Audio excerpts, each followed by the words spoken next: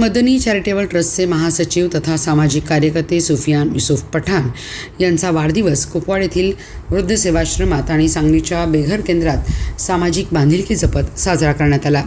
यावेळी कुपवाडमधील वृद्ध सेवाश्रमातील ज्येष्ठ नागरिकांना औषधांचे वाटप करून त्यांची विचारपूस करण्यात आली। तसेच वाढदिवसाचा केक वृद्धांच्या उपस्थितीत कापण्यात आला। मदनी चॅरिटेबल ट्रस्ट ही समाज हितासाठी सातत्याने कार्यरत असलेली संस्था असून कोरोना काळात गरजूंना मदत, आरोग्य शिबिरे, विद्यार्थ्यांसाठी शैक्षणिक व करिअर मार्गदर्शन, पूरग्रस्तांना मदत अशा विविध सामाजिक उपक्रमाद्वारे संस्थेने उल्लेखनीय कार्य केले आहे। वाढदिवसानिमित्त वृद्ध सेवाश्रमात सेवा उपक्रम राबवून ट्रस्टने सामाजिक उत्तरदायित्वाची जाणीव पुन्हा अधोरेखित केली आहे। आश्रमाचे सचिव महावीर सौंदते यांनी आश्रमाच्या कार्याची माहिती देत मदनी चॅरिटेबल ट्रस्टच्या या उपक्रमाचे कौतुक केले आणि सुफियान युसुफ पठाण यांना शुभेच्छा दिल्या। तसेच सांगलीच्या बेघर निवारा केंद्रातील आश्रितांनाही भोजन देण्यात आले। सुफियान पठाण यांचा वाढदिवस विविध उपक्रमाने प्रत्येक वर्षी साजरा केला जातो।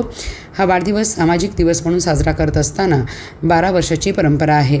अनावश्यक खर्चाला फाटा देत वृद्धाश्रमात आरोग्य तपासणी, बेघर निवारा केंद्र, शासकीय रुग्णालयात गरजू लोकांसाठी अन्नदान करण्यात आले। तसेच गरजू विद्यार्थ्यांना शालेय साहित्याचे वाटप करून त्यांना मदतीचा हात देण्यात आला।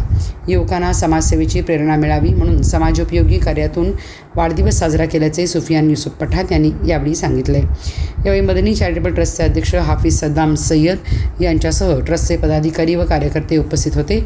उपस्थितांनी सुफियान पठाण यांना वाढदिवसाच्या शुभेच्छा देत त्यांच्या सामाजिक कार्याला शुभेच्छा व्यक्त केल्या। यावेळी ॲडव्होकेट रियाज जमादार, आश्रमाचे अधीक्षक अहिंसक धोत्रे, व्यवस्थापक आप्पासाहेब वालेकर उपस्थित होते। डॉक्टर सुफियान भाईंचं आता थोडीशी माहिती ऐकली।